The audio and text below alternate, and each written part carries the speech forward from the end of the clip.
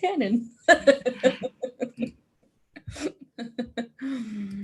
All right, so here we are with Brooke. So this is our very first Speaking with Spirit podcast. So welcome everyone. This is Brooke. She is a spiritual practitioner as well as a counselor and a singer. So I'm going to ask you a couple of questions about yourself, Brooke. Can you let us know where you come from? Yes. Well, I hail from the Midwest. I'm in Decatur, Illinois, so central Illinois. We're the soybean capital of the world. Yes. Soybeans. Pride of the prairie, too. Yep. So that's where I'm born and raised. I left for a while in different periods of my life and then came back. Oh, nice. So you're called back. I was called back home. Yeah. So when was the first time that you realized that you had psychic gifts? I was very, very, very young. I think the first memory I actually have it is probably, goodness, like probably 4 or 5. So very, very young. It's interesting because it shifted over the years. When I was really young, I remember having psychic experiences that were more visual. I would see things. But now they're more, I would say, intuitive, felt sense type of psychic experiences. But yeah, super young. So I remember probably my first memory being when I was 4 or 5. Yeah. Awesome. And when was the first time that you decided that you wanted to explore those gifts further? Oh gosh. When I turned 40 this year. Yeah. So yeah, it actually, I guess, yeah. So when I was younger, I remember, let me rewind that answer. I would say publicly now is when I've expressed my gifts psychically, but actually explored them. I've explored them throughout my life. But I was raised in a very religious home. So felt like my psychic connection or gifts were something I shouldn't express. So really kind of held that in and hid that. So it wasn't until the past year that I actually began to open up that connection back to that part of who I am. Okay. You want to record this? Oh, do I? Yes, I do. Sorry about that. I should have remembered. Thank you. All right. So I want to explore a little bit more about what you do now, like your profession, and why you headed that direction. Yeah, so professionally, my educational background is in clinical social work. So I study psychology and social work. And for 10 plus years, I professionally practiced as a licensed clinician. And so I was a therapist, counselor, psychotherapist, lots of different buzzwords for basically the same thing. And so I did that for 10 plus years, primarily working with children and families who had experienced significant trauma. So children. And it's interesting now that I'm reflecting on this because one of the first jobs I had was at a community mental health center where when they had assessments come in, you kind of just randomly were given clients. Well, I was always the one that had the children who were psychic, always. Now that I'm reflecting back on this, I'm like, no wonder. It makes so much sense. But at the time, everyone, I was like, so yeah, actually professionally, I remember that happening to me a lot, where children who were experiencing these, which would be labeled, in the profession as psychosis, but intuitively I knew it was something other than that. not to downplay that there isn't psychosis and all that stuff, but intuitively I knew that they were having psychic experiences. So at any rate, so I did that for a long, long time. And after 10 plus years of that, I actually started experiencing my own trauma from being exposed to story after story after story after story, and experience of these just very horrific experiences that the children and families were having. And I didn't realize that I was, the term empath, I didn't really know what that meant, but I was absorbing all of this emotional suffering and pain in those experiences. So I started having very intense secondary trauma. I would have dreams of what my clients would tell me. I became very hypervigilant, which is basically, you're like the shock, you hear noises and you're kind of like, just very sensitive to certain types of sounds. So from that experience, that was in 2000, probably 4 or 5 years ago, right before I started my business, when I started tuning back into or wondering about the spiritual part of myself, and my soul started like tap, tap, tap, tap, like, hello, like, and really starting to like wonder, is this the path for me?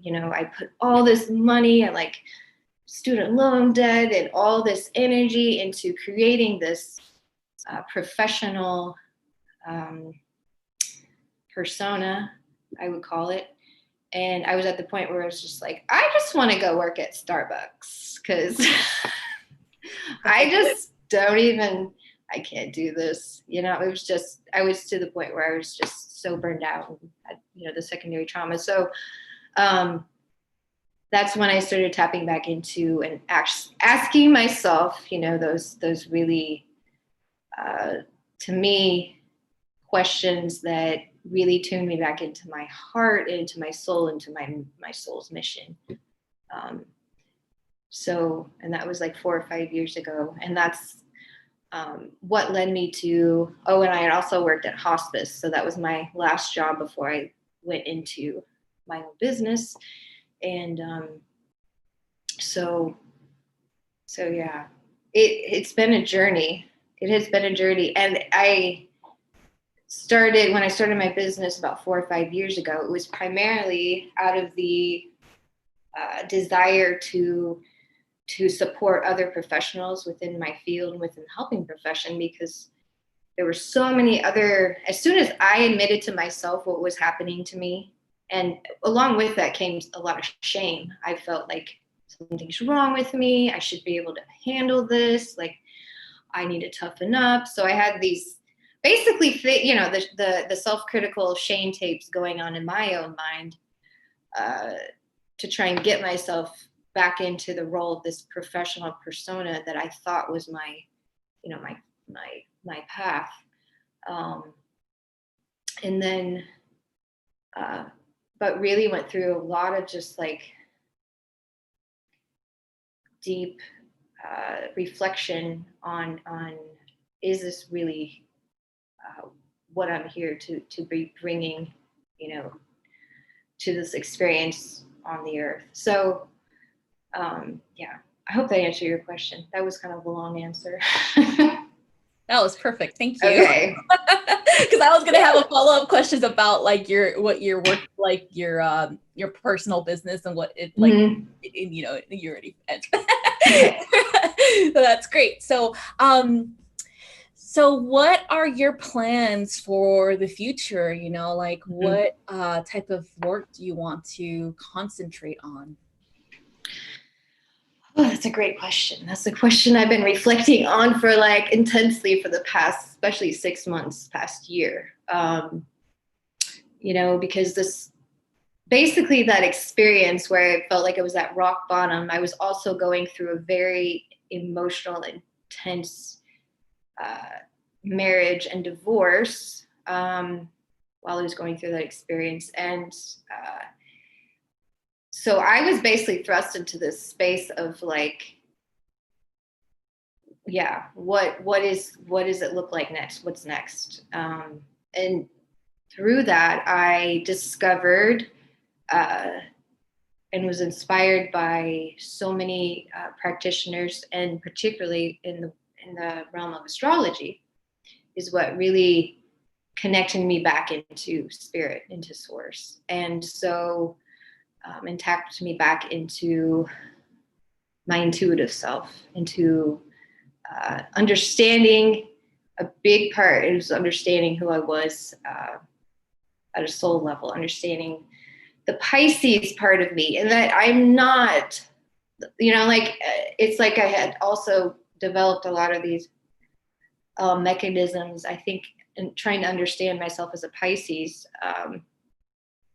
helped me know that, back to those shame tapes, like living in the world, and you may connect to this with your Pisces moon self, just feeling like so disoriented in the world a lot, and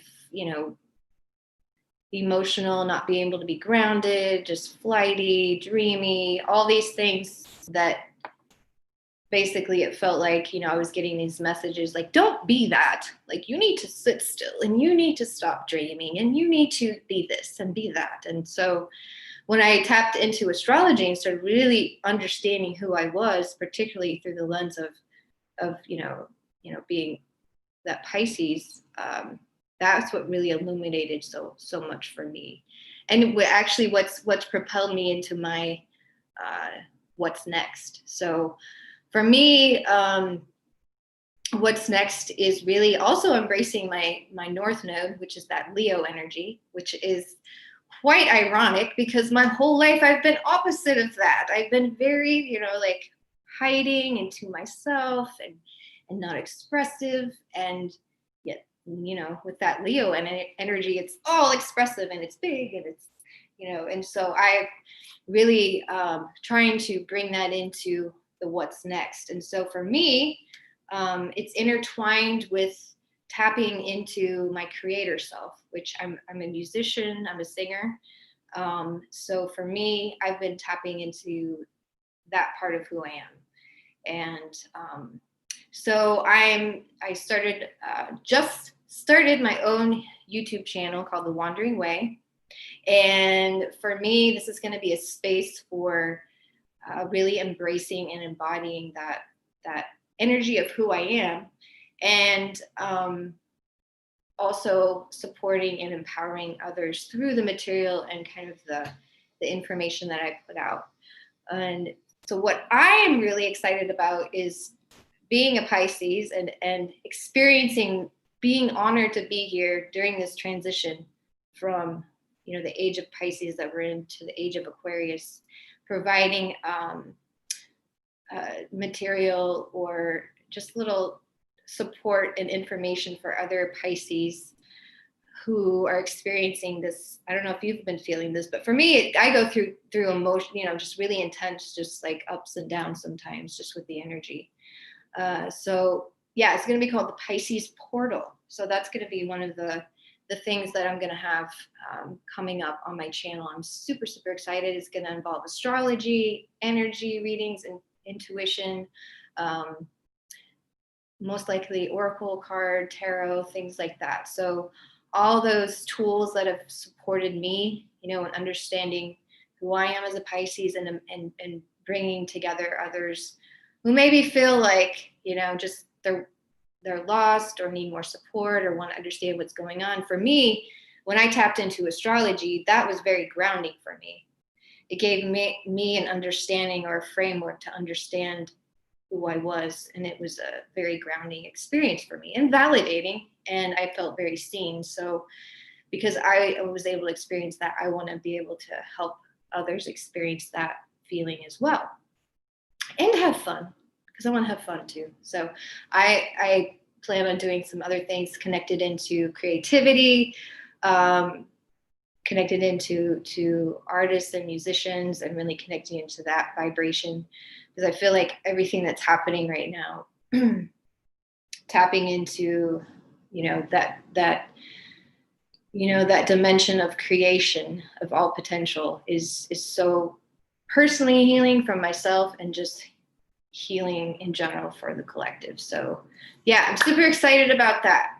So I've got the Pisces portal coming, so connecting in and providing some support to my fellow fishes, and also connecting in and supporting the creative lifestyle and artists and musicians and creators, and providing support for that too.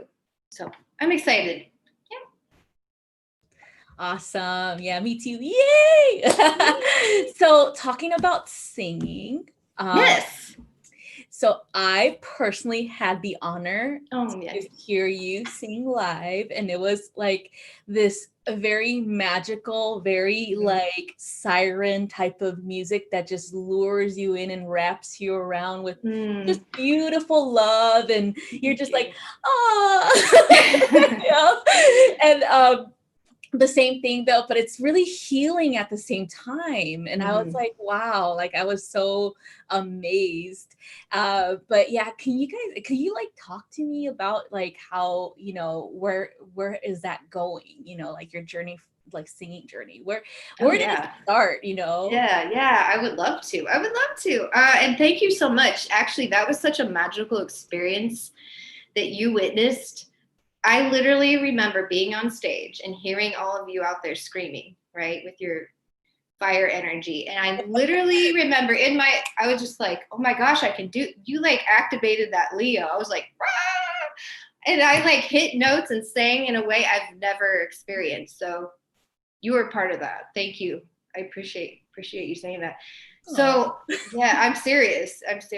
And my singing journey, I just remember being very, very young and always singing, but also was very into more like my creative expression a lot when I was young was writing. So writing books and writing things. And it really opened up after kindergarten, first grade. I was 5 or 6. I had a little sister who died tragically, and she was 18 months old. And so that was actually a significant space in my life that really opened up that creative force. And so I started expressing my grief and expressing kind of my trying to make sense of the world, trying to make sense of the spiritual world and everything through that experience that happened. And so a lot of when I was younger, the creative expression was through writing, so through writing books and things like that. As I got older, I tapped into my voice and was I would be in choir in school, but I was still in the background. I wouldn't want to sing the solos. I was just very kind of meek and not expressing to the extent that my soul really wanted to. So I always had this internal like angst, like I've got something to say, I've got something to express, and I would express it a little bit, and because I was always, I feel like now looking back, I was always in the background and so shy and so timid and scared, and just I was a very anxious kid, very, very anxious. And so to be in front of people made me anxious. But whenever I would sing, it was like people would always, the feedback, they're like, wow, like it was like you said, like it was the siren effect. And it was like, well, yeah, okay. I didn't think much of it. But as I got older, I would sing more, I sang some in church and at school, but it didn't really develop fully until, honestly, I would do a little bit here and there, but until this past couple years, especially this past year, when I started tuning back into, my soul and my spiritual connection.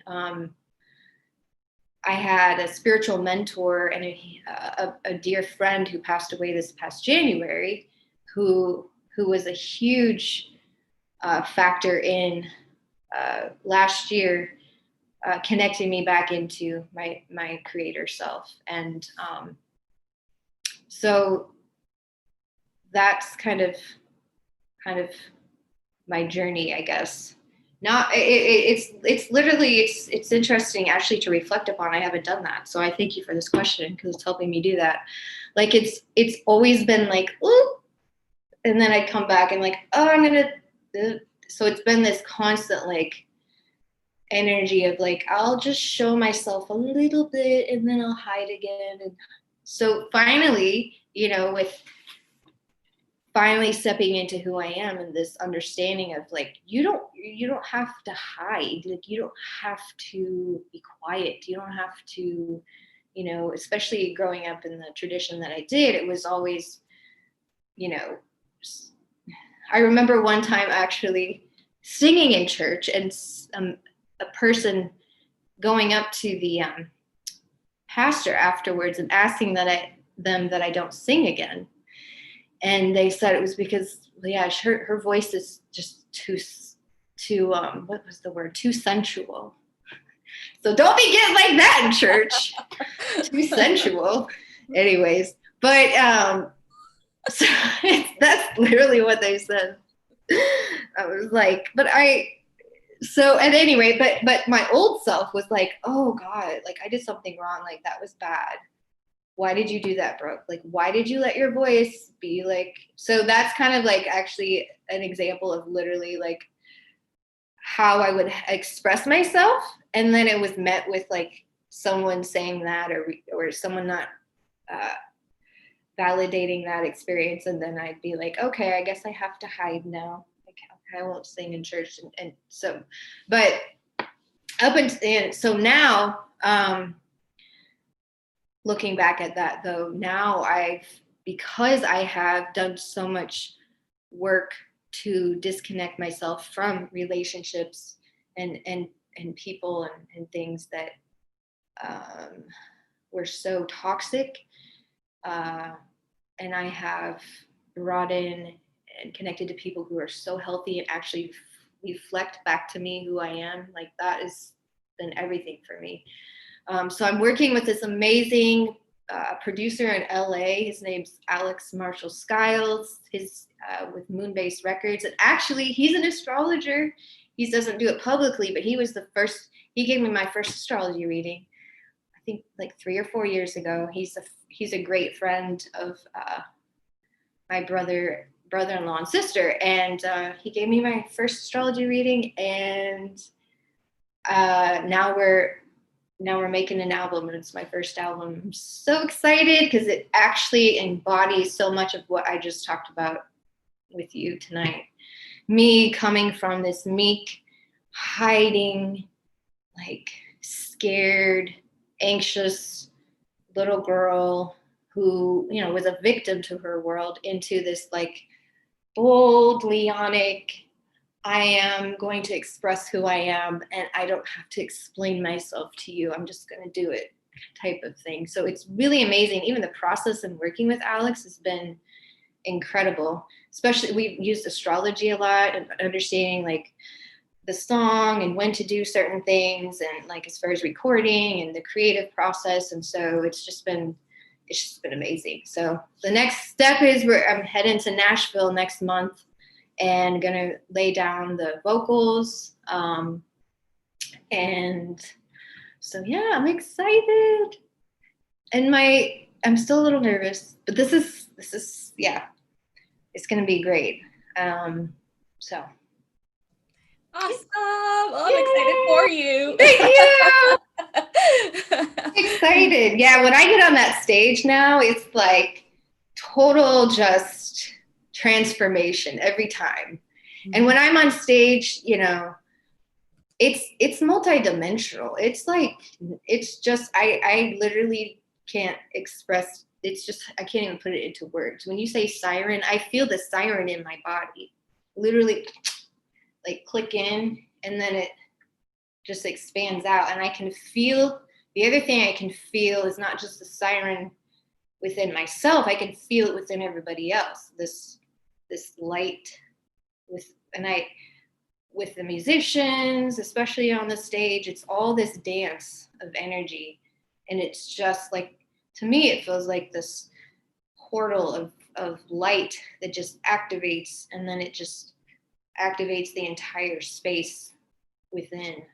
And yeah, so I can't wait. And I can't wait to perform live. That I love doing things live. So that'll be an amazing experience when I'm able to do that also. Awesome. Can you perform a little bit? Is that possible? Sure. I've never done this. So I will do this for you because I love you, and because so I will unplug my headphones. Okay. To see if that helps with the hearing the guitar. Okay. Can you hear me speaking now? Yes. Okay. I'm excited. Okay, I can't see any comments. I'm sorry if people have been Everybody's excited too. Tina's here. Yeah. And she said it's euphoric when she hears you. So hi, Tina. Everybody else, I know Tara's here, I think. Tara. Jax. Tannen and Jax. Who's Tannen? Just kidding. No. All right, I'm gonna mute myself so they can hear you. Okay, before you do that, let me know if you can hear the guitar. Okay. Yes. You hear it good? Okay. All right. Ready? Okay. So this song is called Melancholy Boy. This is one of the first songs I wrote this year. This is something that speaks to, in my experience, just connecting into that divine feminine space within everybody. And it's actually written in honor of my friend who passed away this January. He lived a life that was wild and free, and in that free and wild life, he also experienced a lot of trauma and pain. But at the end, he taught me so much. And one of the main things he taught me was to step fully into who I am. And he truly reflected that back to me. And so this is a story about him and him stepping fully into his sovereign self, and him finally, at the end of his life here on this earth plane, truly loving himself completely, experiencing that love of who he truly is. So here we go. You tell me that you're done with ever loving someone, but I see how you look at me.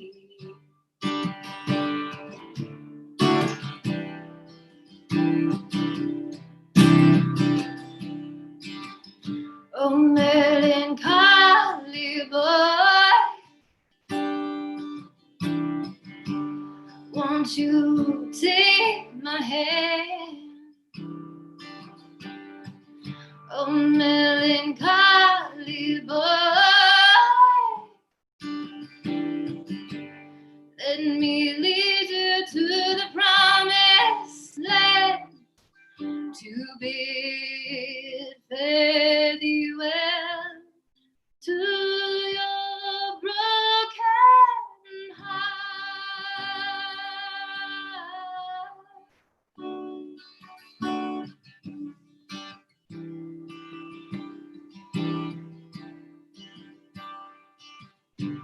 Your mama said it's the curse cast by your papa's hearse. Oh, how she tried to be a lullaby.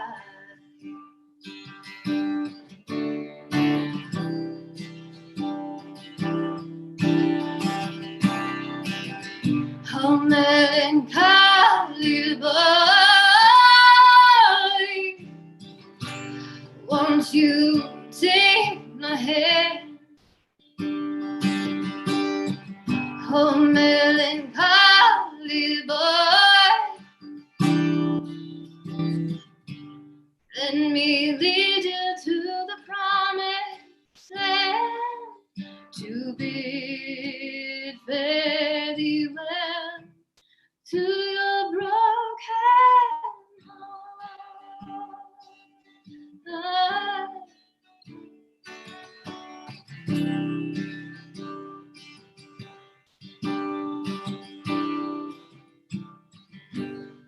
You said life's just been about staring down the barrel of a loaded gun. You woke up this morning saying you were done.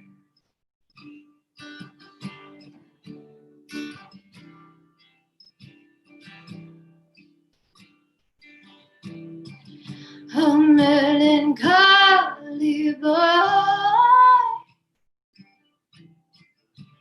won't you take my hand? Oh, melancholy boy, let me lead you to the promised land, to bid fare thee well to your broken heart.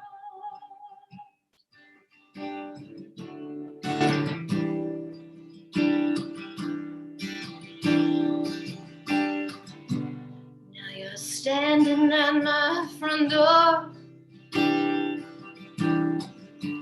It's 4:15, saying, when I look at you, I see the me I was meant to be.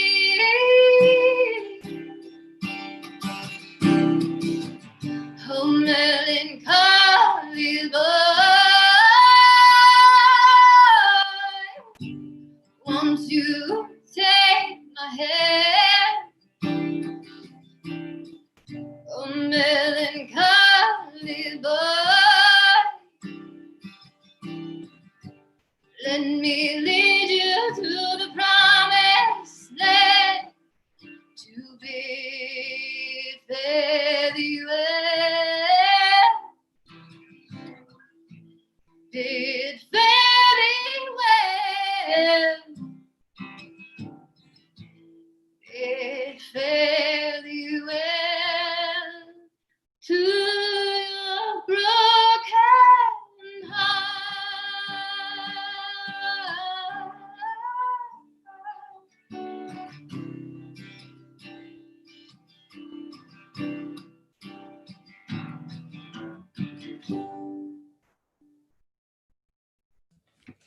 Oh my God. That was so beautiful. Thank you. Thank you. It's an honor that I was your first guest too. Yes. You were my first. We just gotta get the attention first. But yeah, that was awesome. So do you want to let people know about your projects that are coming up with your wonderful duo? Oh, yes. I have so many things going on. So yes, I'd love to talk about that real quick too. So yes, I am also working with this amazing not-for-profit called International Institute for Temple Sciences, IITS for short. And yeah, so I'm one of the founders of this project, and my amazing friends and spiritual sister and brother, Jax Atlantis and Tara Winter, are working on this project with me as well. And so we are wanting to make spirituality accessible, and we're developing and designing this amazing curriculum for people to learn astrology and spiritual practices and divination practices and things like that for free. And it's so exciting. And we're also really connected into helping people have practical tools for living a sustainable lifestyle, with everything happening right now within our world, learning how to be more sustainable. So yeah, so that's enough. Yeah, I've got so much going on, but you can find that. We have a website, templesciences.com, and we're also on Facebook and Instagram too. And so that's another project that's connected deeply to my heart, allowing people and giving people the space and access to the ancient wisdom and knowledge, and really tapping into your own intuition and empowering everyone to be able to use that and connect into that. So yes. Awesome. Thank you so much. Thank you so much for being here and for being you, of course. I'm so, like I said, I was so honored to have met you. And thanks to Jax for allowing that to happen, Mr. Libra, Mr. Social Connection. Social connector, Libra. Yeah. And you guys, if you guys want more information about Brooke, she does, like I said, she does have a YouTube. She's going to start populating it pretty soon. And I highly recommend you guys subscribe to her YouTube channel. The link is in the description box, and also check out Temple Science website as well, and if you guys haven't subscribed to Jax Atlantis' channel, you do so as well. But yeah, you guys, this has been wonderful. Thank you so much, Brooke, for being my first interview, and I hope to have you on the show again, of course, and of course your duo as well. But yeah, you guys, that's all we have for tonight. And thank you guys for watching and for being super supportive of my channel. And I highly, highly recommend that you guys explore everything that Brooke has to offer, because she's very Piscean, very unique. I feel like, Brooke, you really epitomize the Pisces that everyone needs to strive for. Like, I really feel that, truthfully, because me being a Pisces moon, I really have a soft side for Pisces, but I really do feel that, like, 100%, that you are someone that is going to help so many Piscean beings to really step forward into their true Pisces nature and allowing themselves to believe, truly believe in themselves. Yeah. So needed, because I feel like, especially right now, so many Pisces, I've experienced and interacted with, are just so overwhelmed and coping with, having to cope with either it's alcohol or drugs or it's whatever. It's just, extreme things. And it's like, oh, so this is a space to come and be who you are and remember how, can I cuss? Yeah, you're fine. How fucking magical you are, Pisces. Because you are. You're not a fucking meme, a Pisces meme. I was joking with Jax about that earlier. I'm like, how many fucking Pisces memes do we need about us crying? Okay. No more. So, but you're so powerful, and I want you to know that, because it's so hard to be a Pisces sometimes, and you're so misunderstood. I want you to feel understood, and it's, so, and know how fucking magical you are. Exactly. So again, you guys, look her up, follow her channel, and of course look up the website and follow these wonderful, beautiful beings who are really here to assist humanity, ascend. Okay, so thank you guys again for watching, and I'll see you guys next week. Bye-bye.